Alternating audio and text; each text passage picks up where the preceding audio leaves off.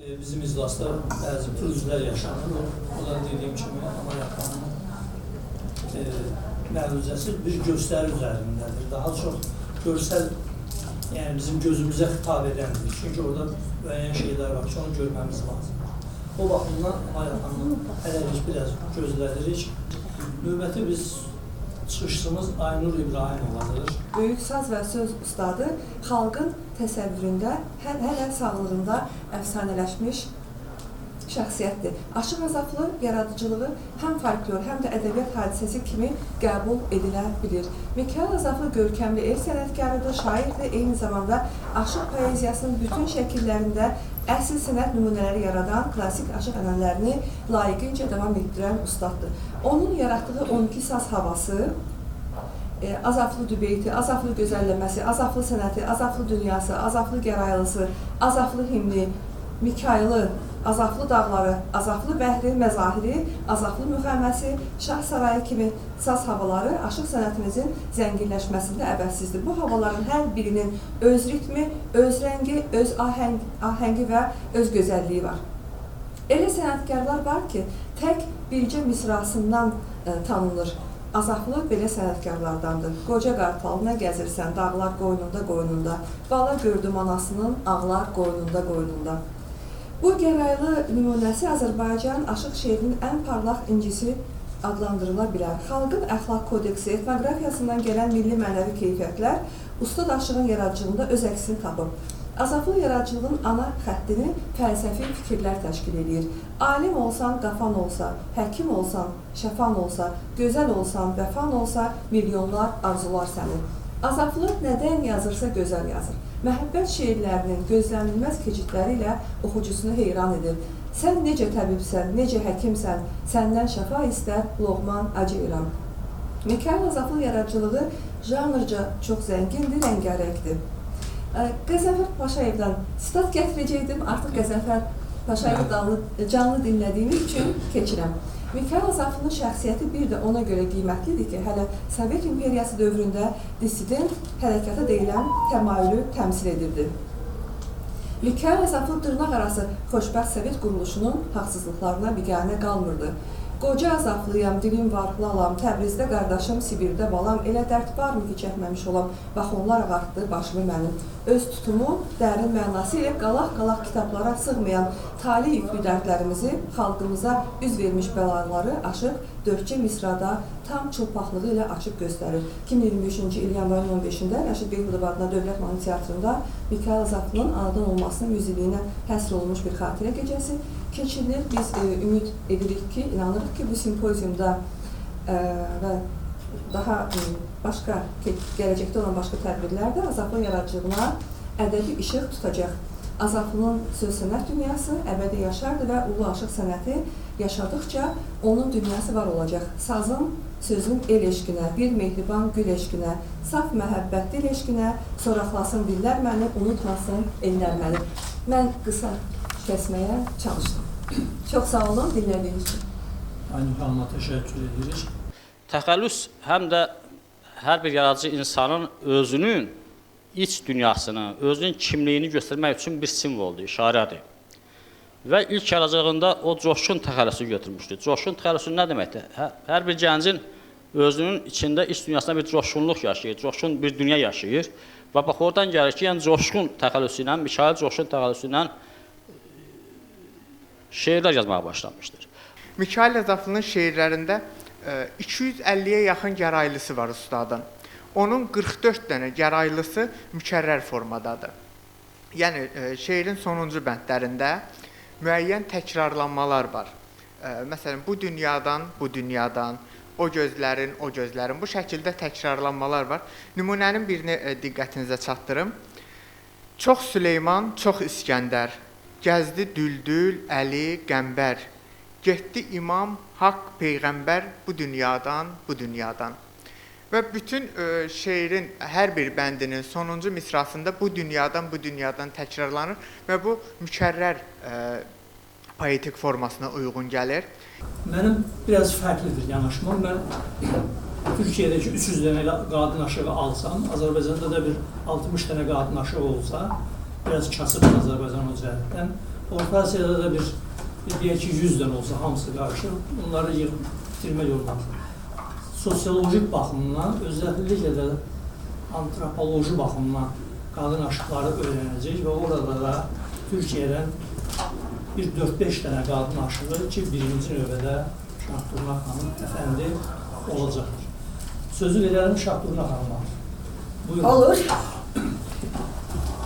Sazımı alayım. Buyur Şahdurna hocam. Buradan mı olacak?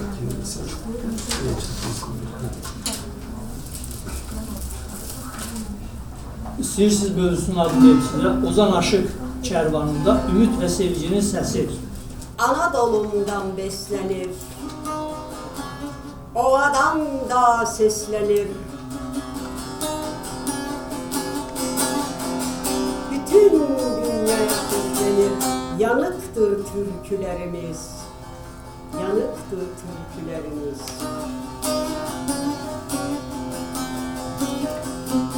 Allı turnam kanat açar, katar katar dosta uçar, karanlığa ışık saçar. Ayıktır türkülerimiz, ayıktır türkülerimiz. Sevdasını etmez pazar, türkülerle tarih yazar. Ummanın deryayı gezer, kayıktır türkülerimiz. Kayıktır türkülerimiz. Yunus Pir Sultanlar ezel, umudu sevdası güzel. Barak, değiş, hoyrat gazel. Yayıktır türkülerimiz. Yayıktır türkülerimiz. Barış türküsünün dili, dostluk bahçesinin gülü, Kerem'le aslın külü. Yanıktır türkülerimiz. Şahturnayım güller takar, İnsan yapmaz türkü yakar. Fırat munzur, Fırat aslan, Aras coşkun akar. Sanıktır türkülerimiz, tanıktır türkülerimiz. Evet sevgili konuklarımız. Öz şeirləridir. Aşıq Şahdurnanın. İsminin də həm də oxuduğum birinci mahnı, Durna mahnısı da veya Durna şeiri də bir dirənişin, bir sosial protestonun simgəsidir. Türkiyədəki qadın aşıqların böyük əksəriyyəti, xüsusən də Ələvi Bəxtaşi camiasından çıxan qadın aşıqların böyük əksəriyyəti bir zalimin qarşısında bir məzlumun dirənişini sərgiləməyə çalışmışlar. Zalim kimdir? Biliriz, zorbalıq edən, zalim haqqı yiyən, zalim məzlumun gözünü yaşını tökən, zalim ağa qara deyən, zalim zalimlik edən, zalimin yolu ilə getməyənlər, zalimin yolu ilə o yola baş qoymayanlar Həzrət Əli yoluna baş qoymuş deməkdir, Həzrət Hüseyin yoluna baş qoymuş deməkdir və Şah Turna da oradan gəlir. Turna bir dirənişin simgəsidir. Eyni zamanda Həzrət Əlinin, eyni zamanda Həzrət Hüseyinin simgəsidir. Yəni, buna görə də istədim ki, oxuduğum mahnının fəlsəfəsini ən azından nəyə görə elə zalimdən, zülmdən danışdığını da bilmiş olasın. Çünki qadın aşıqların mənim də elə məhuzəm ondandır, ibarətdir.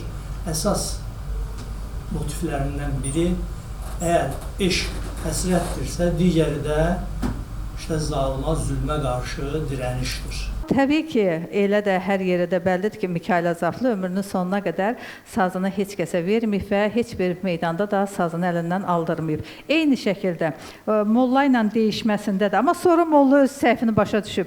Onun Mikayıl Azaflının çox gözəl bir mübahisəli məsələ varmış ki, yekunda xorla oxunan Səməd Vurğunun sözləri olsun, yoxsa digər aşıqların sözləri olsun, orada bədahətən dediyi bir misranın bəlasına düşüb. Aşıqlar əslində hər zaman dillərinin bəlasına düşürlər. Bu el arasında da belədir və Mikayıl Azaflı da elə dilinin bəlasına düşüb. Hər kəs Mollaya deyib ki, sən ona bir hərbə zorba yaz, amma nə müddətdir çalışırsan söz üçün, hələ çatmamısan, başa nə qaldı? Bir düşərsən Kamil Ustad əlinə, çəkərsən əlindən, haşa nə qaldı? Molla Əhməd burada özünü çox kamil ustad hesab edir. Təbii ki, ustad özünə ustad deyəcək, kamil deyəcək, həyata dolmuş, artıq dastan bilən, söz bilən, sinə dəftər deyəcək, meydangirlik eləyəcəkdir. Hərbə zorbalar təbii ki, meydangirlikdir, amma söz altında qalmayan Mikayıl Azaflı onun çox gözəl eyhamla cavabını verir və hətta demək olar ki, Mikayıl Azaflının təkcə Molla Əhmədə deyil, digər onun üstünə gəlmiş Səlyan aşıqlarından bağlı da deyişmələri var, o qıfıl bəndləri var, bağlamaları var və bu bağlamalar da özünə görə cavabının açılmasında ustadın ustadlığını və sənətkarlığını göstərmiş olur. Şeirlərdən istəmirəm bir çoxunu sizin üçün oxuyam, təkcə bir şey demək istəyirəm ki, Mikayıl Azaflını el içində xar etmək istəyən, el içində bir aşığın saz əlindən alırsa, təbii ki, onun meydanı ondan sonra olmaz heç vaxtı. Və adətə görə belə bir adət də varmış. Demək, kimin əlindən saz alınırsa, böyükləri, ustadları, ağsaqqalları götürərlərmiş. Hətta bir heyvan da nəmər götürüb, gedib o qapıya o sazı geri alarlarmış. Amma geri alsa belə, o sazın artıq əhəmiyyəti olmur. Saz o meydandakı əldən alındı, sonra aşığın hörməti olmur. Buyurun, Amələ xanım. İnsan taliyi elə belə deməyək ki, deyirik, hər kəsin taliyi öz əlindədir. Hər kəsin taliyi öz əlində olmağına kimsə inanır mı, bilmirəm. Əlbəttə ki, bizə elə azadlıq verilib ki, biz o taliyimizdə müəyyən şeyləri özümüz eləyə bilərik, amma hamısını eləyə bilmərik. O mümkün deyil. Burada həmin dediyim Dədə Qorquddakı çox çatdırır, ancaq fikrimi nə qədər olsa çatdıra bildim. Mən elə gəlir ki, görüntü ilə daha yaxşıdır. Azaflı da deyir ki, gah endirib, gah qaldırıb, gah eylədin, yox öldürdün. Mərdi namərdə döydürdün, sinəsində ox öldürdün, gündə 100.000 qul ağlatdın.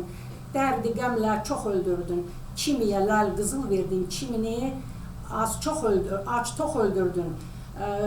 Və yəni xəssə var dövlət verdin, yoxsula bir dana dünya. Eyni şey deyil, kitab Dədə Qorquddakı yazılanla. Yəni, İnsan taliyi o qədər mürəkkəb bir prosesdir ki, burada yəni vaxtım cəhətdən deyim ki, sizə bunu göstərmək istəyirdim ki, biz deyirik ki, dünya kainat hamımızındır. Şakirnar hocam dediyi kimi, dünya evrən, yəni evrən hər kəsin, yəni əslə qalanda dünya hamımızındır. Yer planeti bizim götürəndə hamımızındır. Hamı da yaşayacaq, ölüb gedəcək də. Amma folklor olaraq Türk dünyası xalqlarının nəsil ağacı, biz Dədə Qorqudu da deyirik. Mikayıl Azaflının şeirləri o qədər dərindir ki, oxuyanda deyir ki, Azaflı Mikayıl, yaranan köçür, insan bir zəmidir, Əzrail biçir, əsrlər dolanır, ömür gün keçir, dünyanın payını al vədəsində. İndi burada, məsələn, gəlmək istəyirəm ki, niyə mən biososial deyirəm, insan genetikası fənnini oxuyanlar bilirlər də, biz cavan yaşlarımızda, 20'li yaşlarımızda birin birə nisbətində özümüzə tay tapa bilirik. Əsas insan, dünyada hər kəsin, kimsə deməsin, dünyada xoşbaxtlıq kateqoriyası ən üstdə dayanır. Bütün insanların, bütün kainatın, canlıların hamısı xoşbaxt olmaq istəyir. Ağaçlar, kiçik ağaçlar meşədə 3 yağ üstü. Kiçik ağaçlar can atır ki, günəş işığını görsün. Orta ağaçlar ondan sonra istəyir ki, nəyisə əldə eləsin və ağaçlar daha yüksəyə qalxırlar günəş işığını almaq üçün. Buna deyirlər yaşayış yolunda mübarizə. İndiki dünyada 2000-ci ildən bu yana bütün dünya öyrənir ki, bir yerin xəstələnirsə ona məhəbbət göstər. İndi psixologlar, dünya psixologlar Azaflının o metodundan insanları müalicə edir. Bilirsiniz onu? Mənim dediyim bu qədər, belə olsa çox sizi də yoracam özümü də. İndi dərsə gedirəm, bu kompüterimizdə daş dövründən qalıb, ona görə biraz çox çətindir. Hamınıza təşəkkür edirəm, sizlə tanış olduğum üçün çox xoşbaxtam və inanın ki, mən bugün gəlib sizi kəşf elədim, gördüm. sizin o hissiyatınızı mən başa düşdüm ki, elə düz yerə düşmüşəm ki. Amalya xanıma təşəkkür edirik. Aşıq Şəmşir yaradıcılığında dəyişmə sənətkarlığı. Aşıq Şəmşir 20-ci əsrin ən qüdrətli sənətkarlarından biri olmuşdu və təkcə doğulub boya başa çatdığı Kəlbəcərdə deyil, bütün Azərbaycanda məşhur olmuşdu. Bu dövrdə Aşıq Şəmşirlə yanaşı Kəlbəcərdə Ağdabanlı Qurban, Aşıq Bəsti, Göyçədə artıq ömrün nahal çağlarını yaşayan Aşıq Ələsgər, Aşıq Talıb, Zodlu Usta Abdullah, Növrə Siman, Həsən Xəyalı, Gədəbəydə Miskin Vəli, Tovuzda Mikayıl Azaflı və başqa görkəmli sənətkarlar fəaliyyət göstərirdilər. Adları çəkilən ustad sənətkarların yaradıcılığı ümumən aşıq sənətinin inkişafına təsir etdiyi kimi, qarşılıqlı şəkildə də bir-birinə təsir göstərmişdi. Öz dövrünün sənətkarlarının yaradıcılığı Aşıq Şəmşir yaradıcılığına təsirsiz qalmadığı kimi, onun da yaradıcılığı müasirlərinə təsir eləmiş, bir çox sənətkarlar Şəmşir yaradıcılığından ilham alaraq yeni sənət əsərləri yaratmışlar. Başqa sözlə, özü mövcud sənət və yaradıcılıq ənənələrindən bəhrələndiyi kimi, onun da sənəti və poeziyası digər sənətkarlara yaradıcı təsir göstərmişdi. Elimdə uzun illər mübahisə predmeti olan həyatın yaranması problemi Qurbanı poeziyasında elmi əsaslarla düzgün təsvir edilmişdir. Haqq Teala könlündə fikir elədi, əzəl başdan bu dünyanı yarattı. Öz adi bir kənd həzar elədi, çəkdi sudan öz heyvanı yarattı. Həyatın sudan yaranması, burada formalaşması və tədricən quru mühitə keçməsi artıq elmə çoxdan məlumdur. Çağdaş dünya elminin gəldiyi nəticəyə görə həyat suda əmələ gəlmişdir. Çəkdi sudan öz heyvanı yarattı deyəndə də Qurbanı bu nəzərdə tutub. Akademik Opalinin fərziyyəsinə görə həyat abiyogen, yəni cansızdan təkamül yolu ilə yaranıb və 3 mərhələ keçib. Bütün mərhələlərdə 4 həyat amili, su, torpaq, hava və işıq, yəni istilik başlar oranıb. 4-ün adlı qıfılbəndində Qurbanı 4 deyil, 8 amilin canlı orqazmlərin mövcudluğundakı rolunu qeyd edir. 8 şeydir bu dünyanı tutubdu, abu, ataş, xakibaddır 4-ünün. Fikrimizə görə qalan 4 amil biosferi təşkil edən canlılar qrupudur. Bu canlıların əsasında isə üzvü maddələrə əmələ gələn hidrogen, oksigen, karbon və azot elementləri durur. Həm oturum başqanı kimi, həm də hüzurunuzdakı bir məruzəsi kimi, mənim mövzum əsasən Azərbaycan qadın aşıqları, tarixli perspektiv və müasirlik baxımından edir.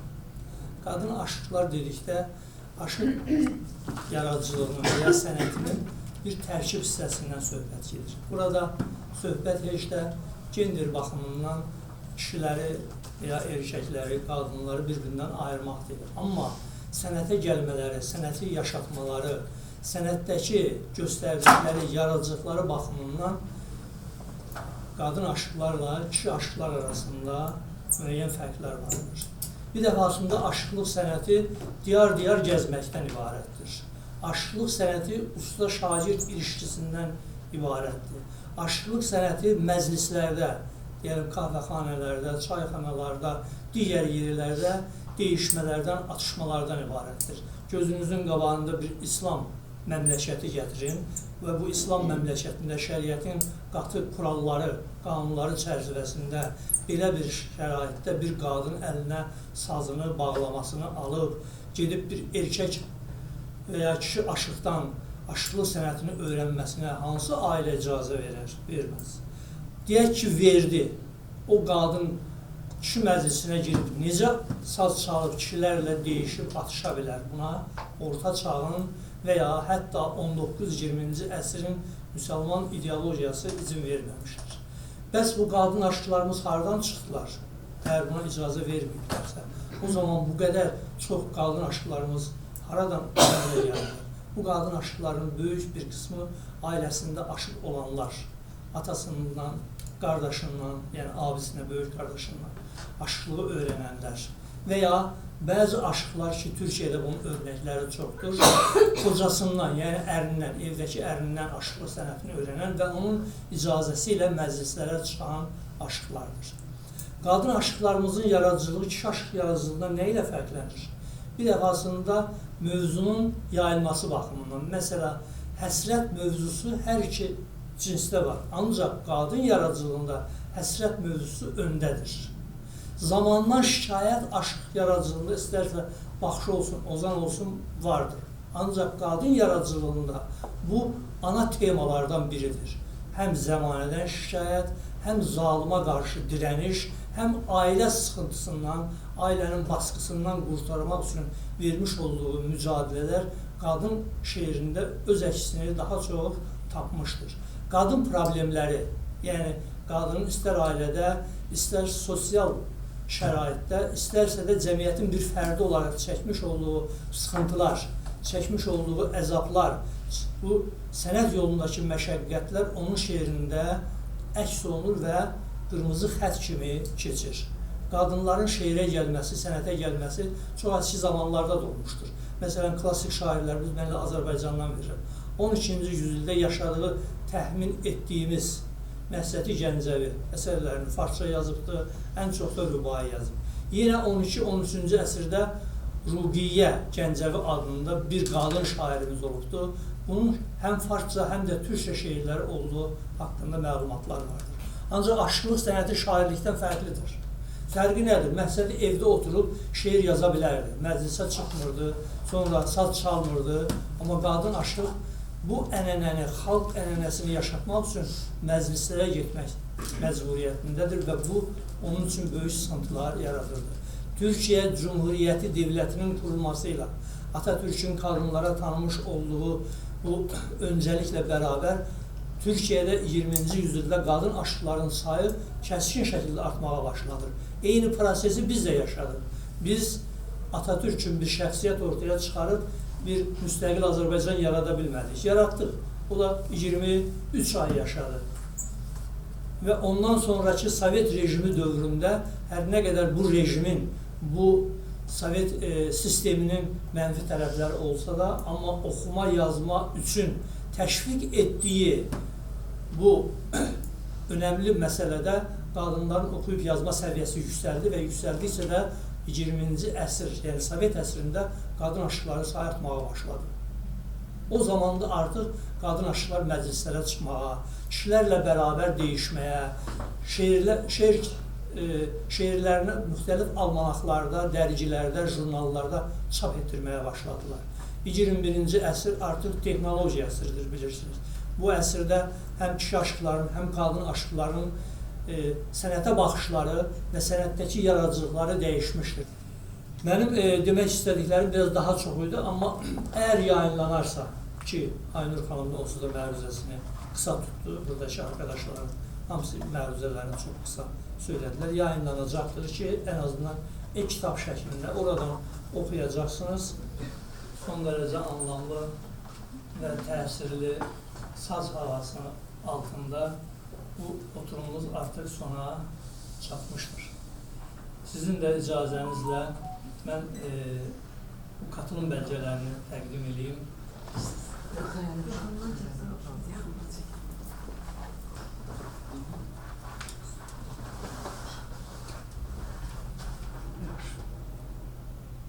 Böyük Azərbaycan alimi, filoloqu, mühacir alimi Əhməd Səfəroğlu 1948-ci ildə Türk Dili və Ədəbiyyatı dərgisində Qurbani dastanının haqqında deməli tədqiqat aparıb və həmçinin həmin məqalənin sonuna da topladığı Qurbani dastanının mətnini verib. Həmin bu mətn, yəni Cəfəroğlunun 1948-ci ildə çap elətdirdiyi bu mətn Türkiyədə Qurbani dastanının dərlənmiş, onların dili ilə desək, bizim dilimizdə desək, toplanmış ilk nümunəsi hesab olunur. Yəni bu bir faktdır və Türkiyədə aparılan tədqiqatlarda Cəfəroğlu nəşri ilk dərləmə mətni kimi tədqiqatlara cəlb edilməkdədir.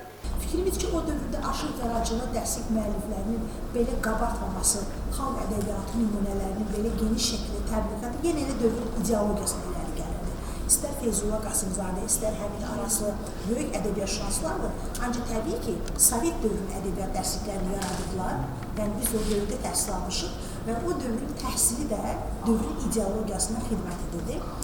Və 1967-ci ildə yenə də Qılman Musayevin ədəbiyyat müntəxabatı nəşr olunur, 5-ci sinif üçün və 7-ci sinif üçün dərsliklər nəşr olunur. Burada aşıq ədəbiyyatını, təkcə aşıqların şeirləri deyil, burada deməli dastanlar, nağıllar verilir. Təbii ki, bunlar da aşıq yaradıcılığıdır, şifahi xalq ədəbiyyatı nümunələri kimi qeyd etsək. Ancaq bir maraqlı cəhət var ki, Sovet dövrü dərsliklərində, 70-ci illərin dərsliklərində Sayat Nova, Sonra Sayat Novanın adı çəkilir. Üç dilli aşıq kimi təsəvvür edilir. Bəli. Üç dilli aşıq kimi Sayat Novanın adı çəkilir. Və çox maraqlı və acınacaqlı bir haldır ki, Aşıq Ələsgər haqqında icma mövzuda Aşığın həyatından, yaradıcılığından danışanda 70-ci illərin dəstəklərində Aşıq Ələsgərin Ermənistanın Göyçə mahalından olduğu qeyd olunur. Çox açıq şəkildə Aşıq Ələsgər Ermənistanın Göyçə mahalında anadan olmuşdur. Yenə də təkrar təsəvvür edin, dəstəyə baxanda görürük ki, 2-3 dəfə bu Ermənistanın Göyçə mahalı təkrarlanıb. Bunu da biz, təbii ki, bugün biz həmin o böyük ədəbiyyat şanslarının dərslik müəlliflərinin rüsulu kimi deyil, dövrün ideologiyasını bağlayırıq. Və ancaq bugün, bir də onu qeyd etmək istəyirəm ki, bayaq dedim onu, yenə də vurğulamaq istəyirəm. 70-ci illər dərsliklərində Aşıq Ələsgərin yaradıcılığı geniş şəkildə artıq öz əksini tapır. 80-ci illərdə də bu verilir və Aşığın iki qoşması, Dağlar adında iki qoşması həm ictimai, həm siyasi məzmun, təbiət mövzusunda olan 8-10-cu siniflərdə onun görmədi qoşması verilir, ictimai siyasi məzmununu bilirik və düşdü qoşması. Düşdü və çıxırdı qoşmaları da dərslikdə yer alır.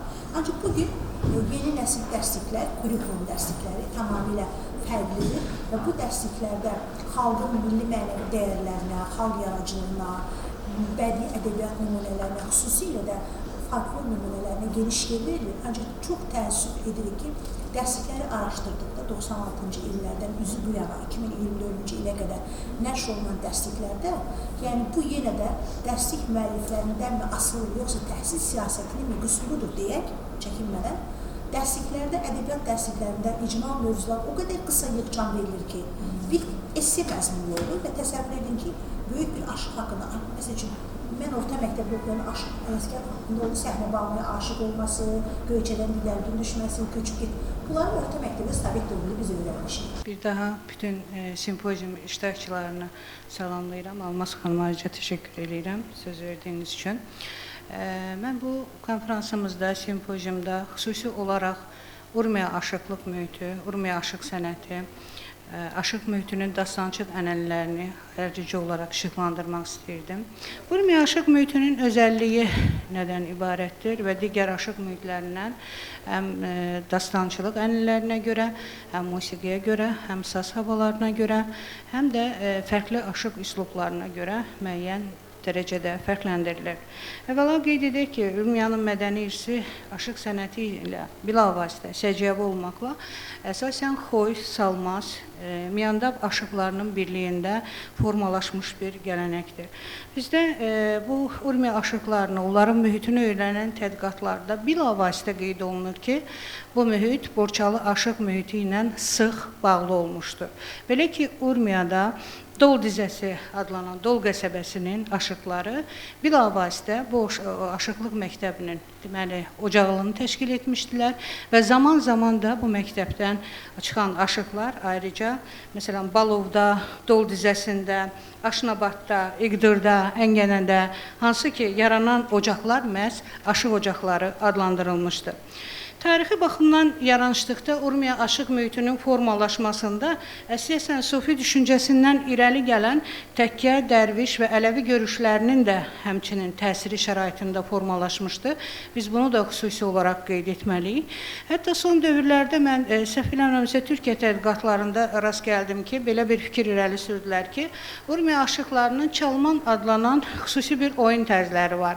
Yəni, onlar aşıqların əllərində həmin məndilləri götürüb, aşıq başda olmaqla xüsusi bir ritualı yerinə yetirirlər.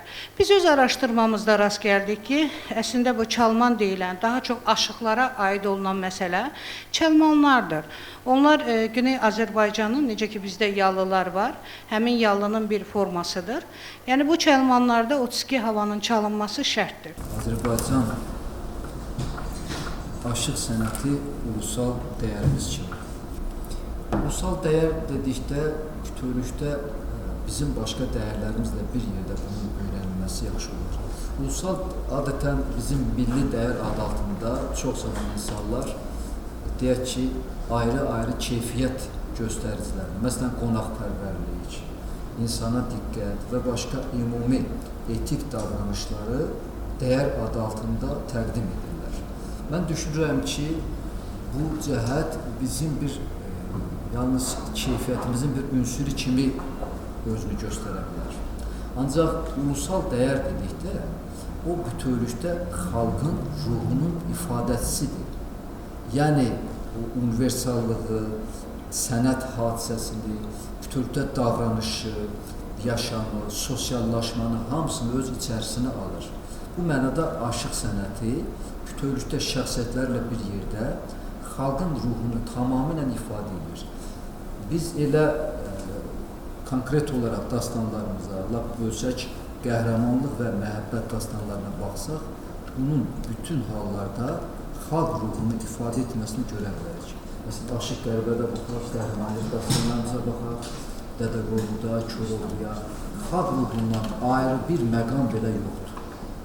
Bütün döyüş səhnələrində belə Koroğlu sazı iləndir, sonra Dədə Qorqud özünün qofusu iləndir, Aşıq Qərib soyuqda, sazaqda belə saz ruhuna üz tutur, əmin olur ki, dağlar onun bağından əliyəcək, yəni bağlı yollar açılacaq.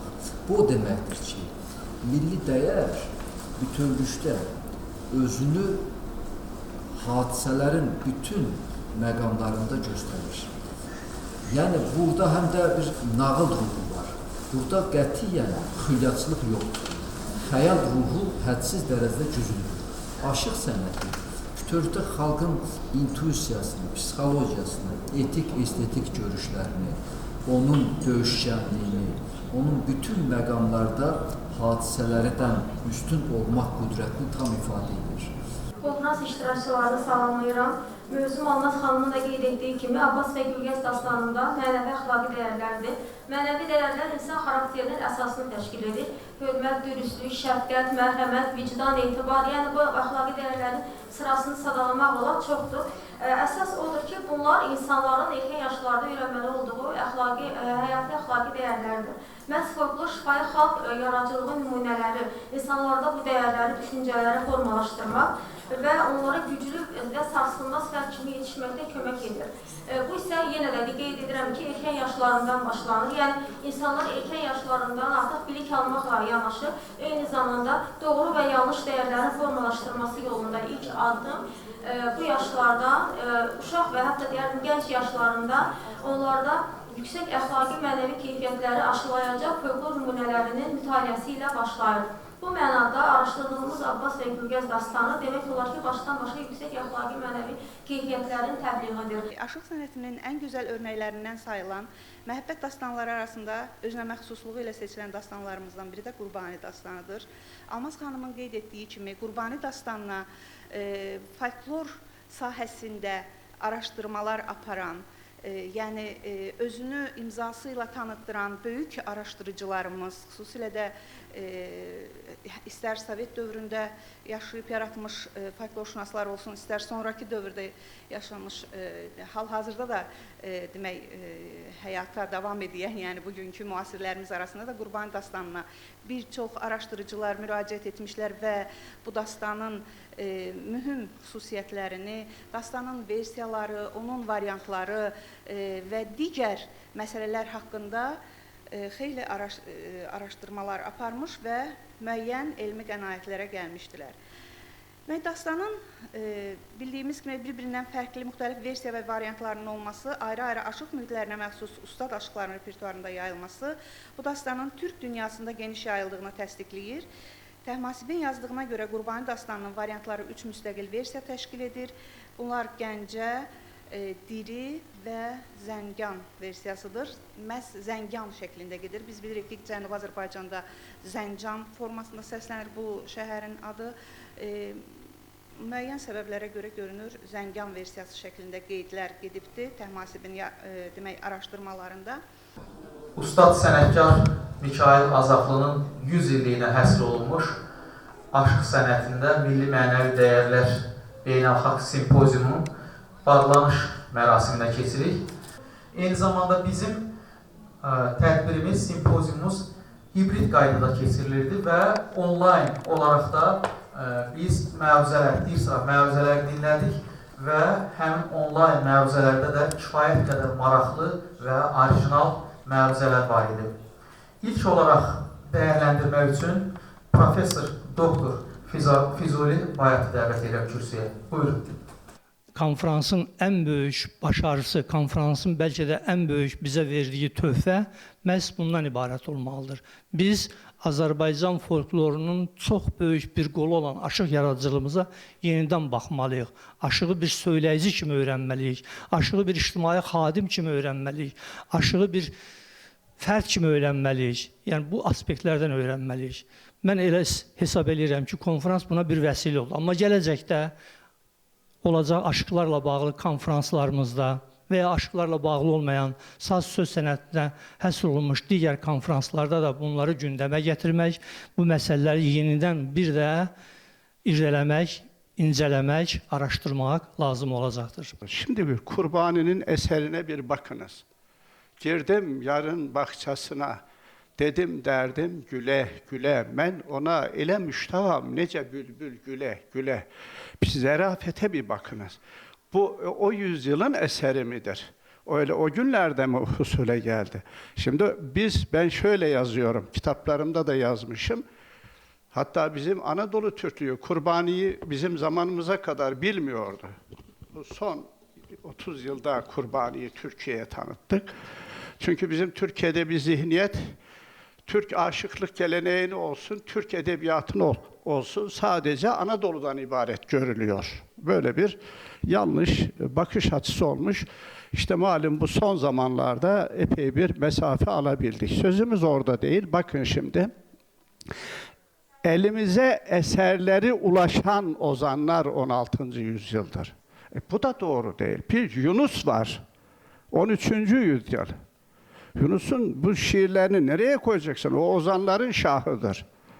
Efendim, ne yapıyoruz? Bakıyoruz, batılı kaynaklarda sabit elimizde senetleri var. Atilla'nın meclisinde ozanlar olmuş ama eserleri elimizde yok. Fakat ozan var. Atilla meclisinde Atilla'nın bir ota davetinde büyükelçiler, Avrupalı büyükelçiler yazıyor. En önemlisi de vefatında, Atilla'nın ölümünde 453, yanlış hatırlamıyorsam. 453. Burada diyor ki 40 kadar ozan geldi, otağa girdiler. Önceki meclisi diyorum, sağlığında çaldılar, söylediler. Gençlerin gözleri şimşek şimşekti diyor. Yaşlı kocalar da, kocaların da gözlerinden yaş sakallarına, göğüslerine doğru akıyordu. Atilla'yı met ediyordu bu ozanlar.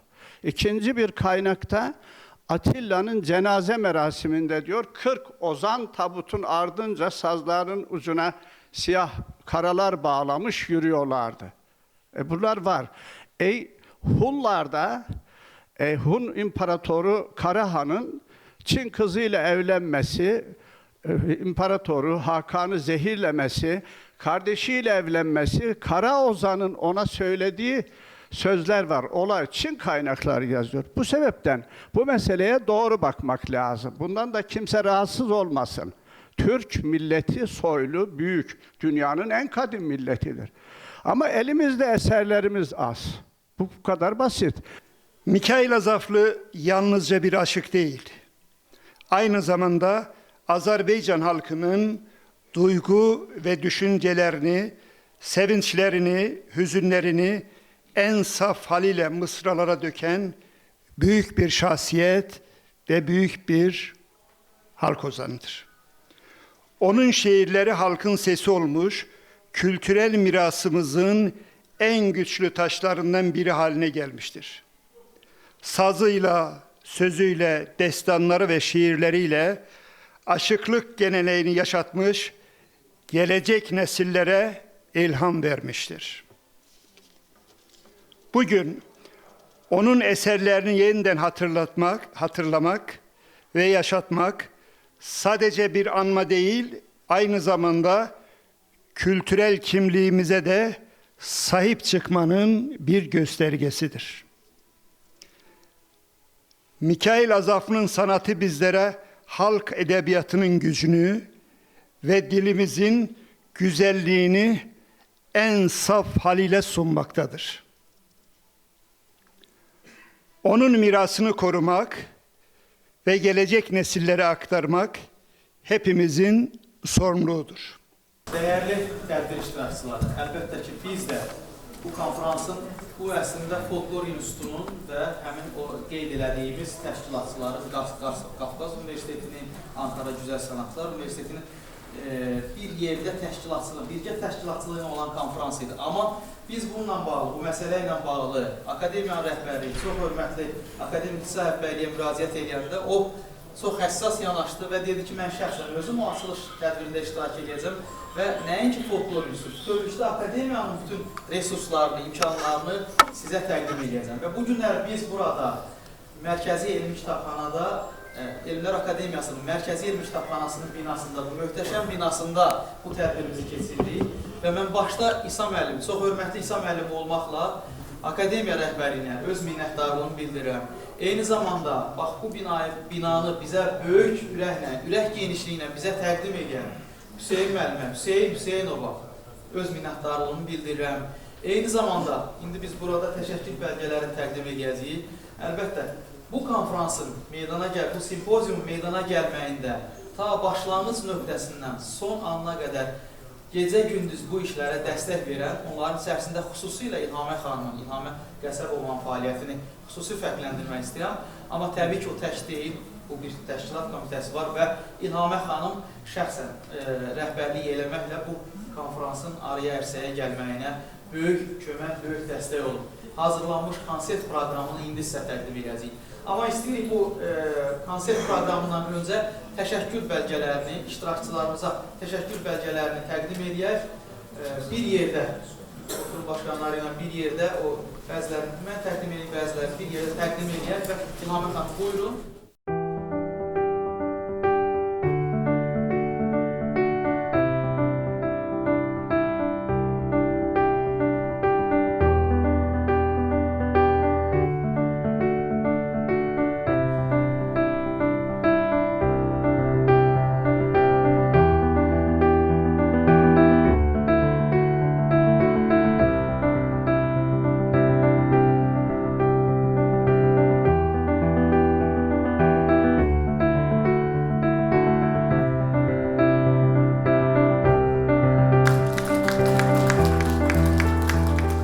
Təbii ki, öncə biz Mikayıl Azaflının ailəsindən başlayacağıq.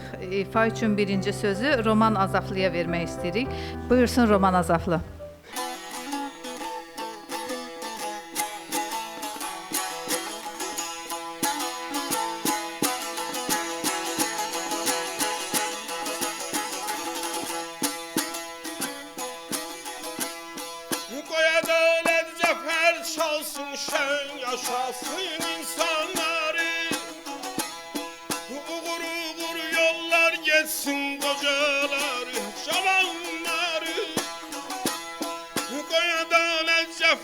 Çalsın şen yaşasın insanları, uğur uğur yollar geçsin kocaları, cavanları.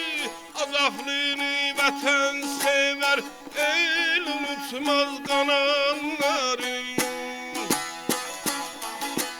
Bu məhəbbət, bu sədaqət, səmimiyyət dünyasında, bu cəsarət, səadət, səmimiyyət dünyasında, dünyasında, dünyasında. Qoy ədalət zəfər çalsın. Var olun.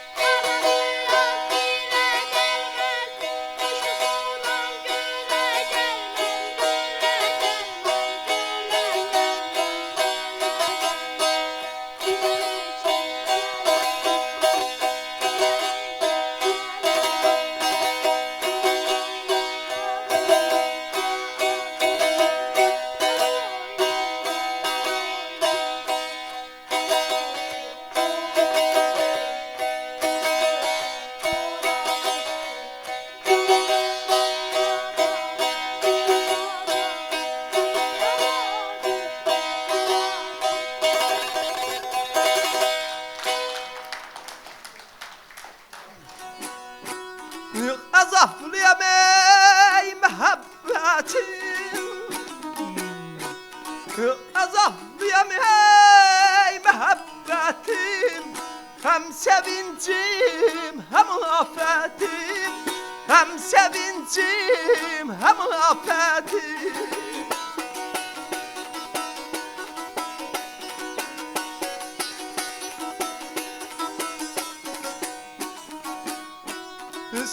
Sen pirim, ibadetim, sen pirim hey ziyaretim, bil başına dolandım, bil başına dolandım, dolandım, dolandım, dolandım, dolandım, bil başına dolandım, yar başına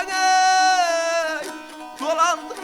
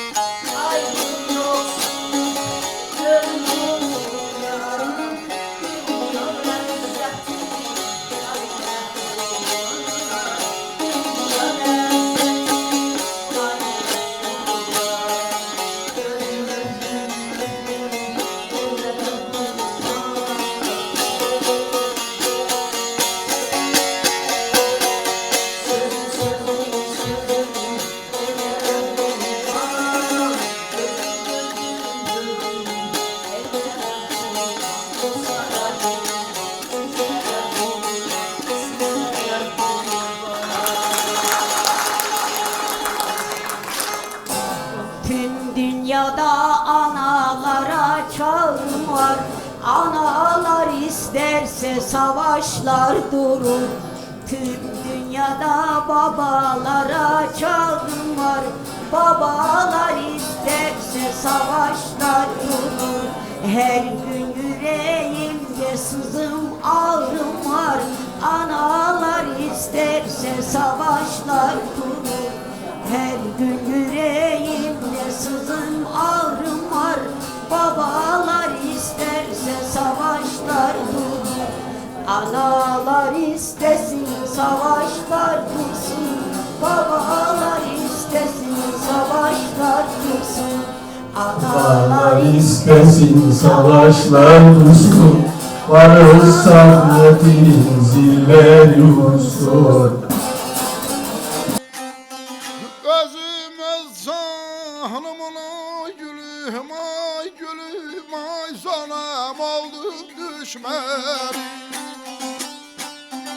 Bir nadan yolunda cüdaza verdim, alem derdi, alem derdi, celalem derdi. Azaflı eşqinlə qara seçməni, talih bulandırdı həyat çeşməmi. Özüm öz canımın oldum düşməni, bir nadan yolunda güdaza verdim. Bir nadan yolunda güdaza verdim. Azaflı Mikail'e rəhmət, sizlərə can sağlığı. Azaflının əhdini başa yetirdi, hicranın canımı aldı bitirdi.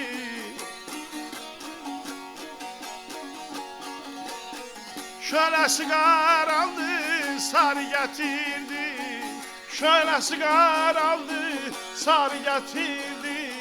Sana həsrət qala, qala gözlərim, gözlərim, gözlərim.